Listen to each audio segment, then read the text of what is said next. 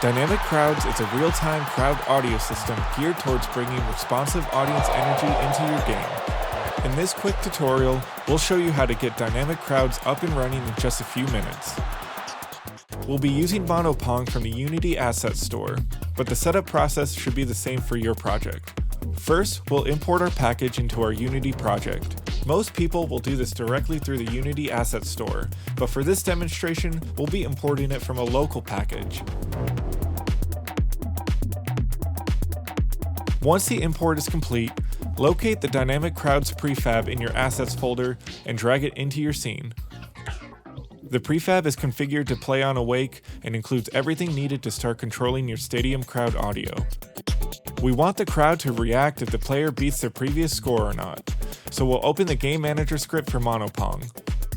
At the top of the script, we first import the Dynamic Crowds namespace with using udb.dynamiccrowds. Next, we'll locate the setState function where Monopong updates the player's best score and handles game state changes. Whenever the player reaches a game over, the game enters the idle state. The first condition checks whether the player has beaten their previous high score. This is the perfect place to use Dynamic Crowds to celebrate their achievement. As a best practice, we first call stop reactions. This ensures that any previously playing one-shot layers are stopped before triggering a new one, preventing conflicting one-shots from overlapping and keeping the crowd response clean and consistent. Now, we call play cheer. This layers an additional cheer over the looping crowd ambience, giving the moment extra energy and excitement. Next, we call set mood with the maximum value, causing the crowd's ambience loop to shift towards a positive, cheering atmosphere. Finally, we call set intensity with the maximum value to make the crowd feel larger and more present.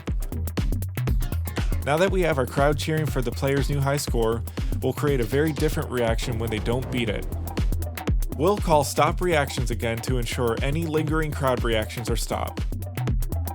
Next, we call play disappointment to punctuate the moment with an immediate negative crowd response. Finally, we set the mood to its minimum value, causing the looping crowd ambience to shift into boos and negative reactions. We keep the intensity at its maximum value so the crowd still feels large and engaged. With just a few function calls, the crowd now reacts dynamically to the player's performance, creating a more immersive and responsive game experience. Now, we're ready to test.